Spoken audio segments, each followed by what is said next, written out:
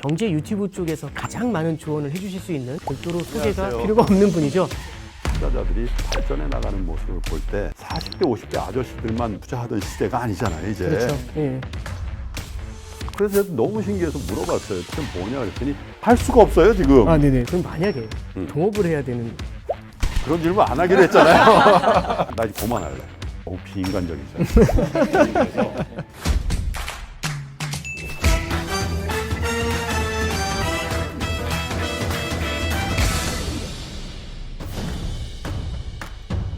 쩐에 관한 모든 썰, 쩐썰의 오건영의 오건영입니다.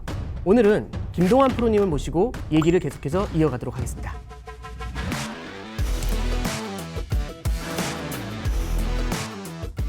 네, 저는 한 방송에서 주식 투자를 이제 동업에 비유하시는 것을 보고 느낀 적이 많았거든요. 네. 그러니까 하루하루 수익률에 일희일비하거나 아니면 본업에 소홀해지는 것을 경계하라는 말씀이셨던 것 같은데 갖고 계신 원칙이나 철학 같은 게 있으시면은 한 말씀 부탁드립니다. 사실 저희 집안 어르신들도 저보고 항상 하는 얘기, 너 사업하지 말고 사업하더라도 절대 동업을 하지 말라고 그러시잖아요. 예. 동업은 매우 어려운 거예요. 왜 어려운가 이렇게 생각해 보면 동업은 매우 디테일한 조건의 도장들을 다 찍어야 됩니다. 네네. 그런데 주식 투자가 이런 개인 간의 동업보다 훨씬 더 유리하면은 예. 동업자의 승낙을 안 받아도 되거든요. 그렇죠. 예를 들면 제가 2007년도에 경험한 건데 뉴욕에 애플샵이 처음 생겼을 때예요. 네. 애플 스토어가 하루에 아이폰을 한정 판매를 하니까 네네. 그거를 다음 날 아침에 오픈을 하면 빨리 살려는 대기 줄이 네네네. 밤새 있는 거예요. 네. 밤새.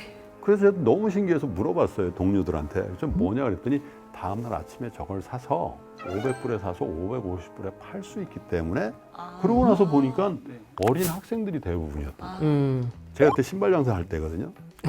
아, 나도 저 장사나 할 걸 왜 이렇게 어려운 신발 장사를 해가지고 이렇게 고생이지?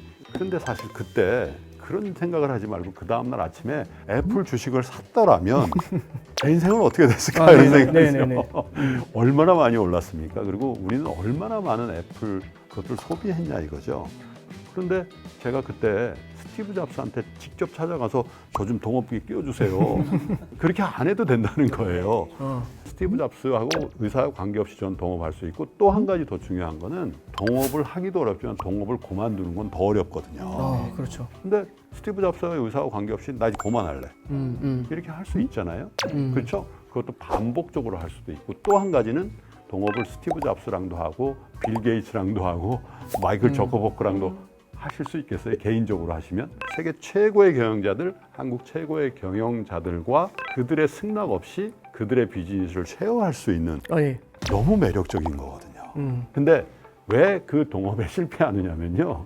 그 동업자가 제일 유리할 때 우린 동업을 정하고 그 동업자가 제일 불리할 때 우린 동업을 파한단 말이에요. 네네. 근데 거꾸로 하시면 되거든요. 네네. 그 동업자가 어려워 보일 때 동업의 조건은 저한테 유리한 거잖아요. 네네. 주식 투자를 그런 동업자를 고르는 과정으로 생각하시면 굉장히 쉬워집니다. 네. 그럼 만약에 동업을 해야 되는 회사가 있다면 딱 3개 동업을 할 수 있다면 어떤 회사를 하시겠습니까? 무조건 1번은 신한은행인가요? 그런 질문 안 하기로 했잖아요. 그냥 이렇게 아주 길게 봤을 때 어떤 기업들을 좀 어떤 기업과 동업을 하는 게 좋을지. 31년 동안 투자를 하면서 네네. 제가 하지 않았던 게 네네. 투자의 종목을 공유하는 거거든요. 네. 제가 저희 방송 중에 우연히 한 번 얘기했다가 제가 아주 팔 수가 없어요 지금. 네네.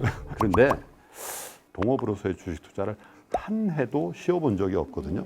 잘한 해도 있고 못한 해도 있습니다. 지금 제가 갖고 있는 동업자 중에는 7년 전에 동업을 시작한 동업자도 있어요. 야, 동업에 실패해서 그냥 물려서 그런 거지 뭐 이렇게 아니요. 그 사이에 저는요 동업의 비중을 줄여보기도 하고 동업의 비중을 늘려보기도 하면서 지금까지 계속 하고 있거든요. 동업자를 귀하게 다루셔야 돼요. 네네. 가장 쉬운 방법은요 이 동업자를 구하실 때 시간을 나눠서 구하셔야 돼요. 한 번에 계약합시다.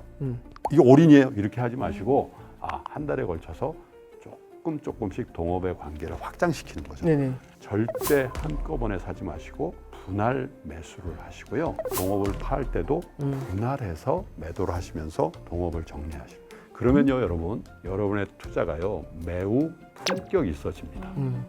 아니 주식 투자하면서 어떤 분들 그러잖아요. 뭐 직장에서도 뭐 HT 보면 얼굴이 울그락불그락 한 분 있잖아요. 네네. 그런 경우는 이런 거잖아요. 사자마자 빠지는 경우, 아, 네. 그거보다 더 울그락불그락한 경우는 팔자마자 많이 오르는 경우잖아요. 네. 드라마틱하게 내가 승부에서 이기겠다고 한 샷에 승부를 보려면 네네. 대부분 10중 방구 틀리게 돼 있거든요. 아, 네네. 품격 있게 투자하시는 가장 쉬운 방법은 시분할입니다. 분할해서 사시고 분할해서 파시는데 만약에 열흘에 걸쳐서 사셨으면 열흘에 걸쳐서 팔지 마십시오. 너무 비인간적이잖아요. 저는 그래서 열흘에 걸쳐서 산 주식은 닷새에 보내드립니다. 그냥 제가 정한 룰이에요. 전에 하셨던 말씀이 투자란 변화하는 세상과 건강한 긴장 관계를 만드는 거라고 하셨거든요. 지치지 않고 이 관계를 계속 맺어가실 수 있는 원동력이 과연 어디서 나오는지 여쭤보고 싶습니다. 기본적으로 세상에 대한 호기심이 많았던 것 같은데요. 사실 투자에 성공하면 부자가 될 수 있고 그 부자의 결과가 경제적 자유를 이루는 거다. 이렇게 생각하면 사실 가슴 뛰는 일이잖아요. 근데 그 과정이 그렇게 쉽지 않습니다. 그리고 그렇죠.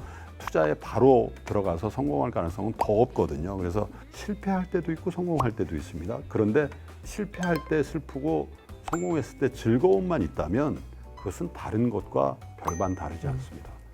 뭐가 있을까요? 그때마다 세상이 이렇게 변하는 거에 대한 저의 진지한 탐구가 있게 되거든요. 여가를 즐겼거나 아니면 일을 더 열심히 했다면 세상의 변화에 대해서 제가 정말로 진지하게 탐구 안 하고 시간을 보낼 수도 있잖아요. 그런데 투자라는 거는 세상의 변화와 저의 궤를 같이 하게 만드는 거거든요.